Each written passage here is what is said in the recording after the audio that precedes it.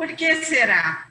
Essas questões que vão compor esse vídeo e junto com elas os comentários que eu farei, são questões dos formadores sobre formação.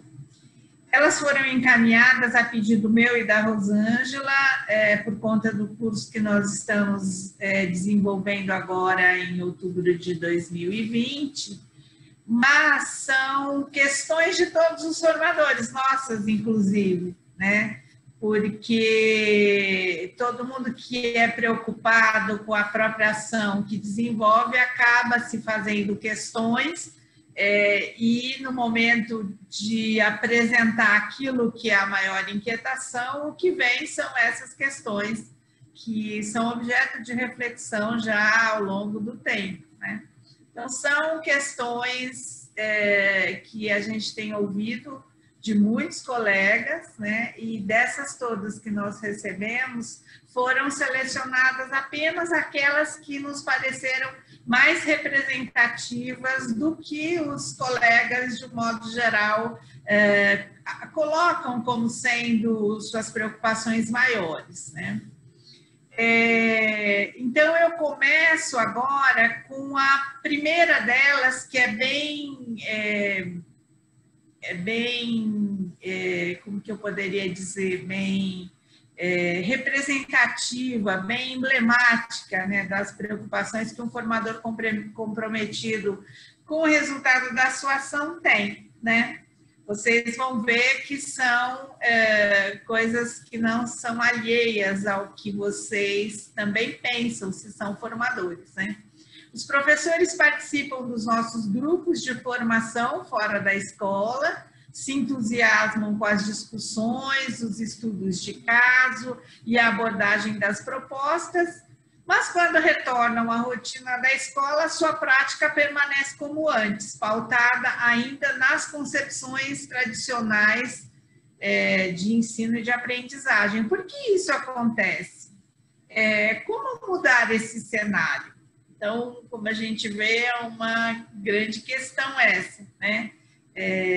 O que a gente tem observado é que, assim, se a gente considerar que a formação é o conjunto de experiências que nós desenvolvemos ao longo da vida, que são as experiências de aprendizagem, né? Como diz o filósofo Jorge La Roça, experiência é aquilo que nos passa e não que se passa, né? Então, há uma diferença entre aquilo que nós vivemos simplesmente e aquilo que se constitui em uma experiência. Então, aqui, o que a gente vai chamar de formação é sempre uma experiência de aprendizagem constitutiva da pessoa que a gente é, né? Entretanto, considerando o aspecto levantado na questão anterior, vem essa outra agora, né? Que é o que se pensa, o que se diz e o que se faz nem sempre coincidem, né? Essa é a contradição que a gente vive por sermos humanos. Nosso pensamento, o nosso discurso e a nossa ação nem sempre coincidem. E, às vezes, a gente pensa que pensa certas coisas, mas, na verdade, quando se verifica como a gente age, é de se supor que nós estamos enganados em relação àquilo que nós pensamos pensar, né? Por que é tão difícil alcançar a coerência entre o que se diz e o que se faz? É possível se apropriar de um discurso incompatível com a própria concepção e a própria prática? É possível, né? A gente poderia usar aqui um exemplo de outra área, que não a educação, para ficar talvez mais claro. Vamos pensar, não sei se vocês já tiveram essa experiência, né, de termos uma conduta ao longo de muitos anos, que é uma conduta marcada do ponto de vista do cuidado com a saúde por uma abordagem alopática, né? Então, a gente vai no médico convencional, ele receita coisas convencionais e a gente segue a vida considerando as prescrições que ele faz. E aí, de repente, isso aconteceu comigo, né? Aconteceu com a Rosângela também, suponho que aconteceu com muitos de vocês que se tratam com homeopatia. A gente se depara com um profissional que nos diz que pode ser tudo feito de outra maneira, né? Pode ser um homeopata ou um médico de medicina chinesa. E a abordagem da saúde, do corpo, da forma de se relacionar com a doença, com o corpo, é totalmente outra. E a gente se encanta com tudo que ouve num profissional que aborda a saúde, o corpo, a doença de outra maneira, de maneira mais integrada e não picado por partes, como acontece na alopatia, né? Que tem os especialistas de cada coisa. E aí a gente fica encantado com isso, pensa que pensa parecido a partir de então, né? Passa a produzir um discurso à moda do que ouviu e passou a concordar, mas na hora de realizar aquilo que é preciso para cuidar da saúde, nem sempre, e no começo de um tratamento homeopático, quase nunca consegue agir de acordo com o que diz defender e com o que supõe pensar, né? Então, estou usando um exemplo de outra área para ficar claro o tanto que é difícil quando a mudança é de paradigma. Então, alopatia e homeopatia, medicina tradicional, medicina chinesa, são opostas, são paradigmas diferentes, é um conjunto de crenças e valores e concepções diferentes que regem uma e outra.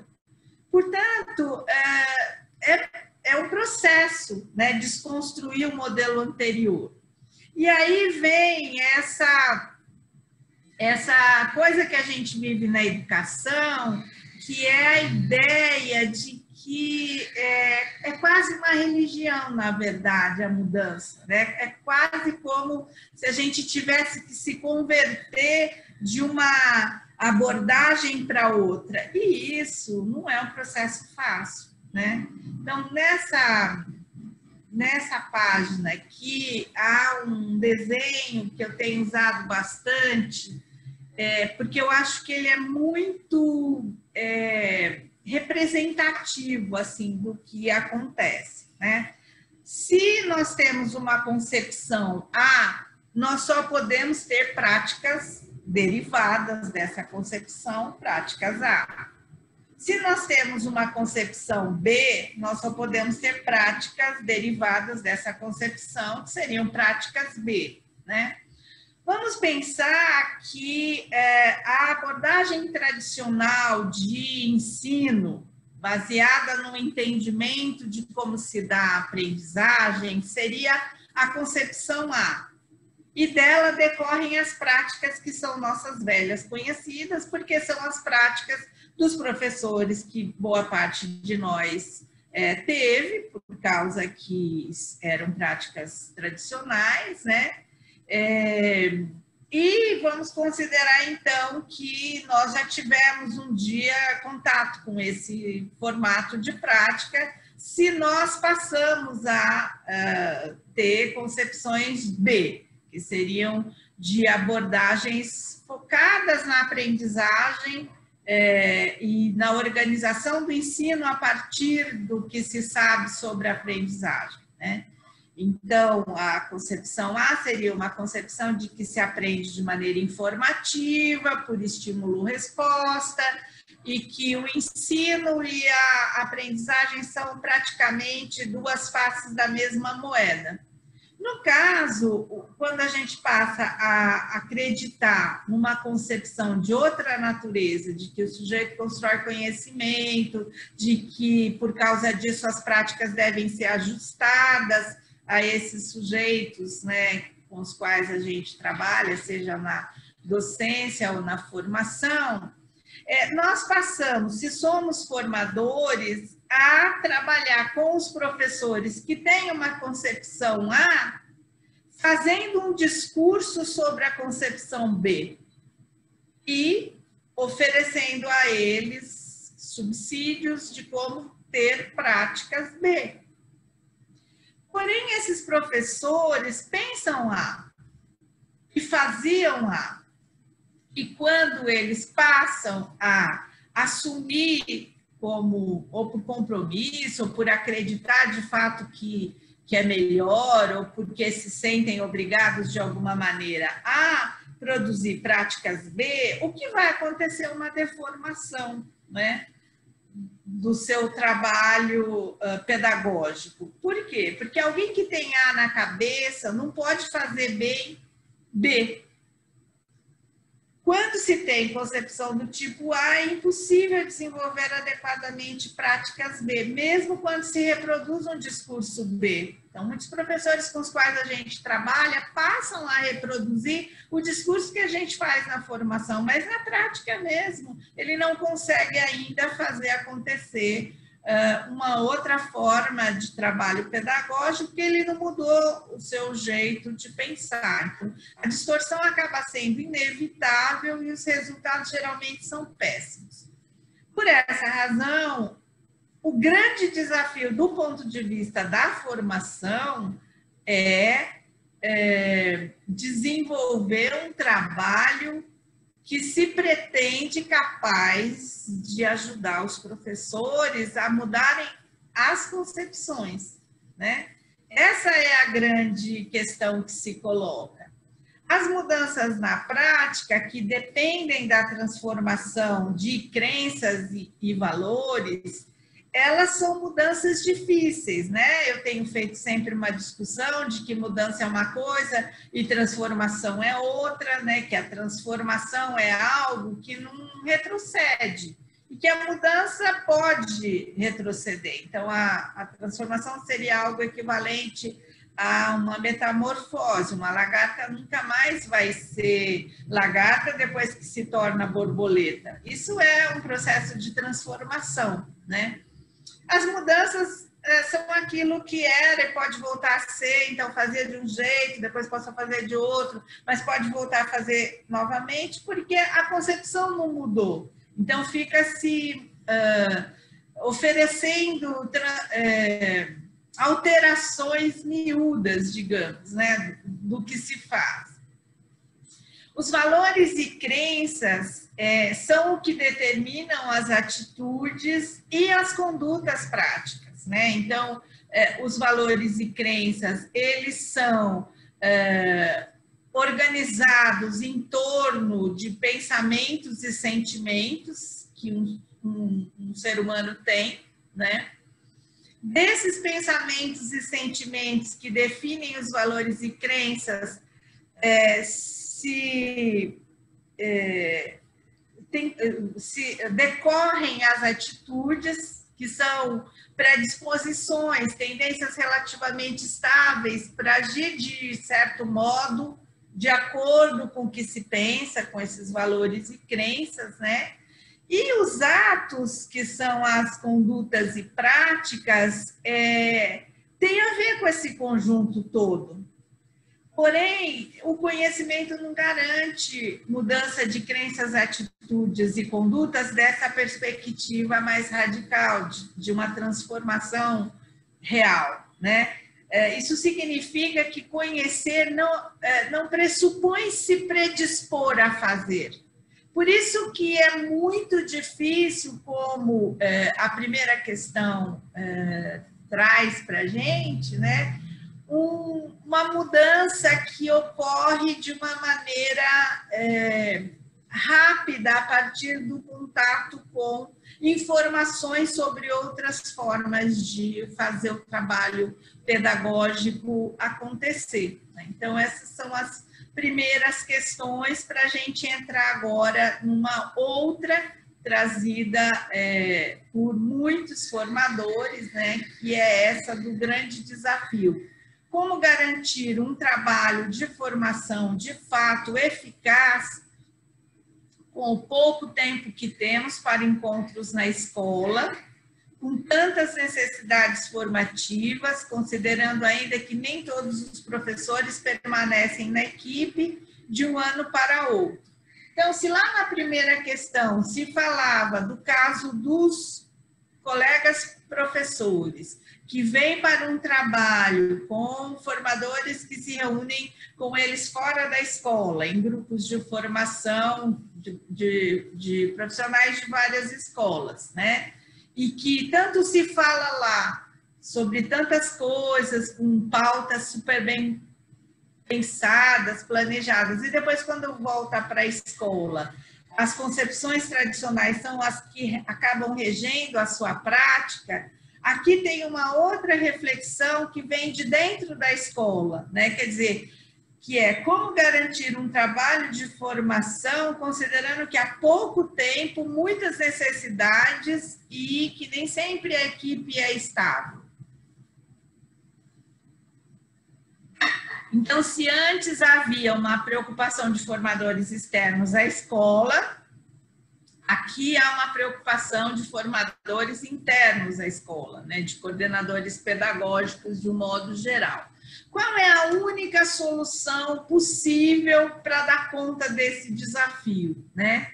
Pelo que a gente tem entendido, é fazer um planejamento a partir das necessidades de formação. Não tem outro jeito, porque modelos informativos, por mais bem preparados que sejam os trabalhos que se propõem, sem considerar os dilemas, as demandas, as necessidades, os desafios enfrentados pelos professores, não dão conta do recado, né? Então, nesse quadro, que eu vivo sempre falando dele nos grupos de formação, na primeira coluna, que é essa pretinha, você tem os desafios identificados. A ideia é listar aí nessa primeira coluna quais os desafios maiores identificados pelo coordenador pedagógico da escola, no caso, né? Aí, quais os conteúdos que podem ser abordados na formação para enfrentar esses desafios? Então, quais os desafios, quais os conteúdos que se poderia abordar na formação? E aí, quais as abordagens metodológicas mais pertinentes para tratar esses conteúdos? Porque o mesmo conteúdo pode ser abordado de diferentes formas, tanto informativamente como formativamente, né? Para fazer um trocadilho aí. Tanto se pode criar problematizações para tratar de um determinado conteúdo, como se pode simplesmente dar uma aula sobre isso. Faz toda a diferença no resultado. Eu costumo dizer sempre que forma é conteúdo, né? E aí, identificados os desafios, os conteúdos, as melhores abordagens metodológicas, vem o grande ponto a considerar, né, e às vezes a redimensionar todo um quadro já organizado, que é qual o tempo real disponível para a formação de professores. Uma coisa é ter 80 horas durante um ano, outra coisa é ter 30 horas, outra coisa é ter 10 horas. Né? Então, se eu listei muitas coisas como desafios, muitos conteúdos, as melhores abordagens, aqui é a prova dos nomes, que é que tempo real eu tenho, afinal, para poder trabalhar com esses conteúdos, com as abordagens que eu desejo. E aí é hora de fazer, então, um rearranjo, muitas vezes, remanejar para mais para frente coisas que se pensam em fazer antes, porque o tempo é o que define, né? E, além disso, é importante a gente considerar o que é possível fazer para além do tempo real de encontro. Então, ter situações de, por exemplo, escrever textos formativos complementares, que podem ser cartas de orientação pedagógica ou cartas formativas, eu gosto muito disso, né? Ou pequenos vídeos, como esse que eu estou fazendo agora, que são complementares ao tempo concreto de formação que se tem. Então, aqui, nesse momento de reflexão num quadro como esse, é a hora de pensar, bom, se eu só tenho X horas, que outros recursos eu posso utilizar para potencializar a formação dos professores, né? E os outros aspectos são desdobramentos necessários em qualquer planejamento dessa natureza, que é que saberes eu próprio preciso adquirir e quais as situações formativas melhores para mim, para poder dar conta disso tudo, quais as condições institucionais necessárias e os encaminhamentos, providências e parceiros potenciais, né? Então, isso aqui, para mim, é a salvação para nós que queremos acertar no trabalho de formação e que temos muitas demandas, temos pouco tempo, e aí vamos fazer o que com isso? Vamos fazer um planejamento a partir dos desafios, considerando o tempo real, tá? Então, esse é um aspecto importantíssimo.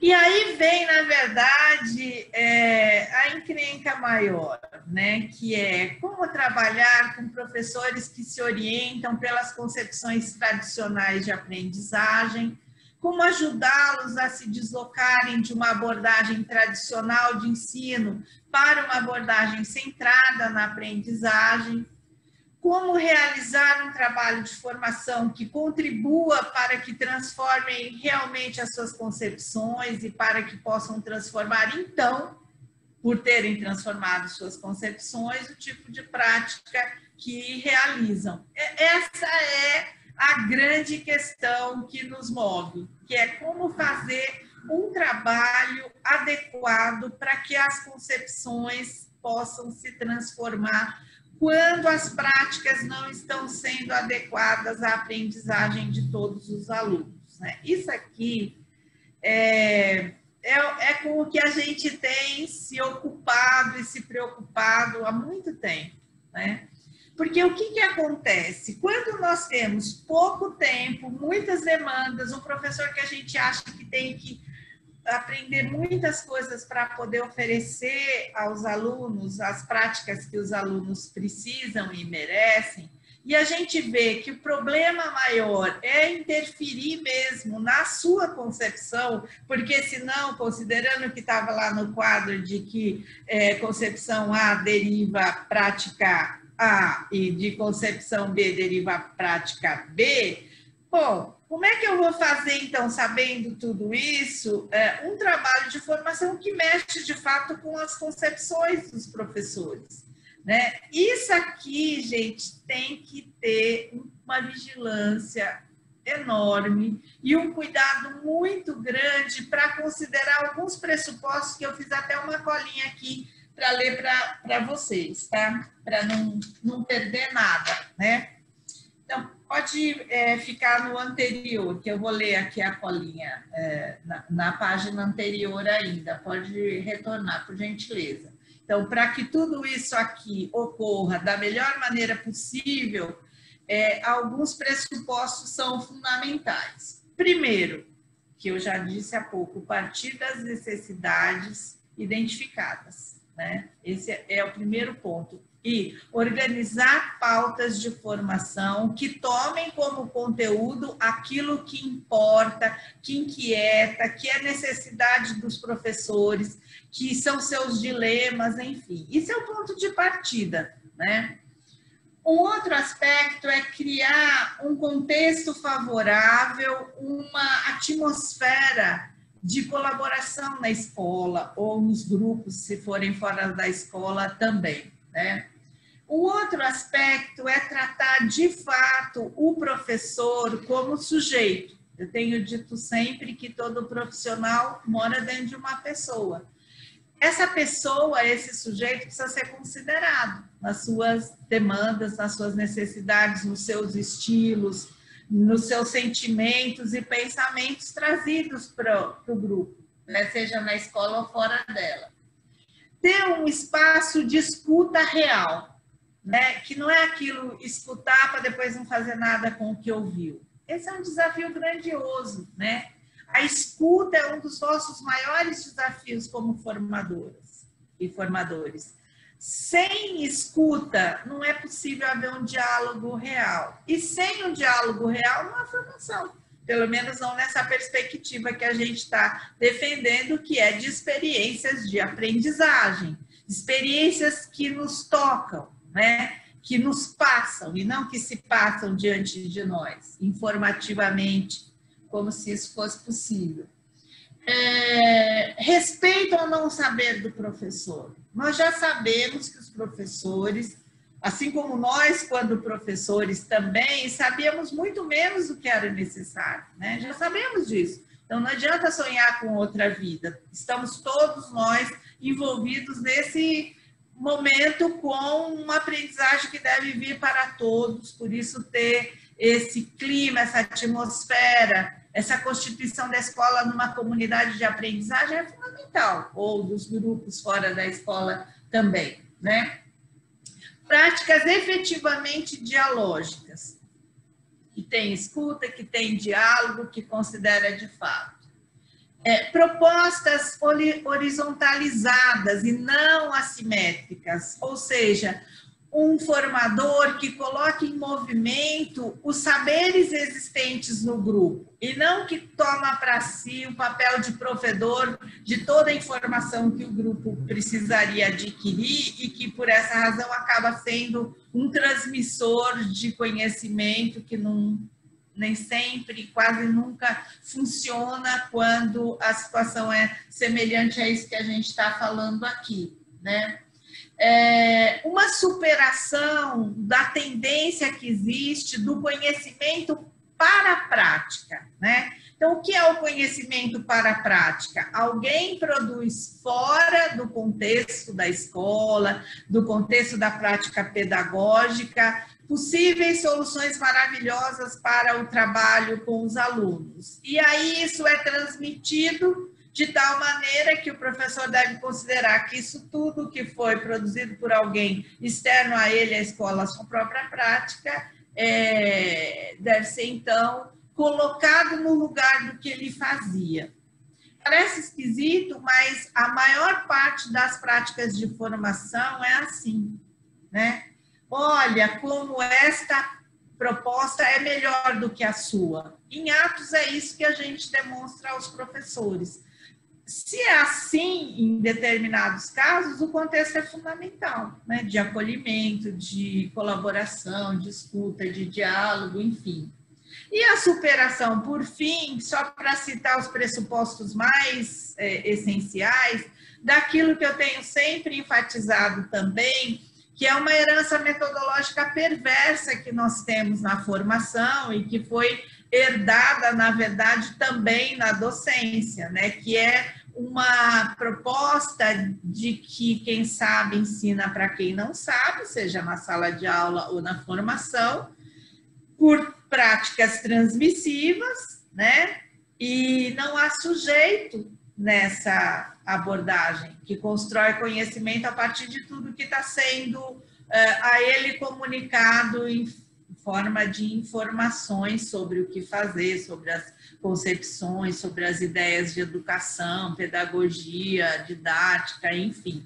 Então, superar essas duas abordagens que predominam, que é o conhecimento produzido externamente para a prática, né? Que o professor, na verdade, tem que receber e passar a colocar no lugar do que ele fazia antes, que a gente já sabe que não dá certo, porque muitas vezes o que vem de conhecimento para a prática é de ordem B, e ele continua pensando A, aí a deformação, como eu disse, é inevitável.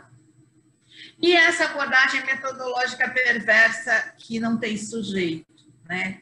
Que é como se basta eu informar que, estando ele prestando atenção, ele saberá, né? É uma ideia simplista, equivocada e perversa porque é autoritária, não tem sujeito, né? Então, esse é um aspecto fundamental.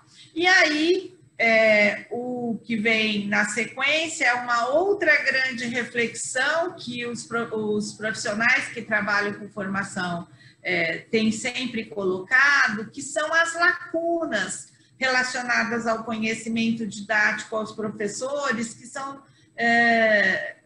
na verdade, o conjunto de saberes que importam, né, para garantir a aprendizagem de todos os alunos. Na verdade, gente, para suprir essas lacunas não somos nós nos revestindo da condição de provedores de informação de todas as áreas, de todos os componentes curriculares, de todos os anos e segmentos da escolaridade, que isso vai acontecer porque nós simplesmente não somos Deus, né?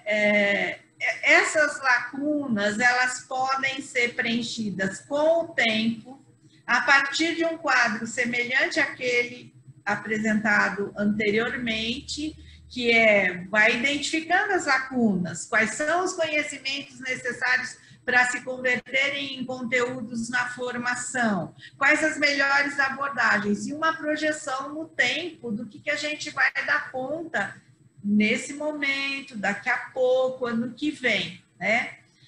E é importante também criar propostas de autoformação, digamos, para os professores, né? Eu tenho uma grande companheira que saiu da Secretaria de Educação, foi trabalhar na escola, não tinha tempo na jornada dos professores, né, para encontros, e ela teve uma ideia simplesmente genial. Eu já falei dessa proposta também em alguns grupos, que é assim: perguntar para os professores quais eram as grandes questões que eles gostariam de saber mais.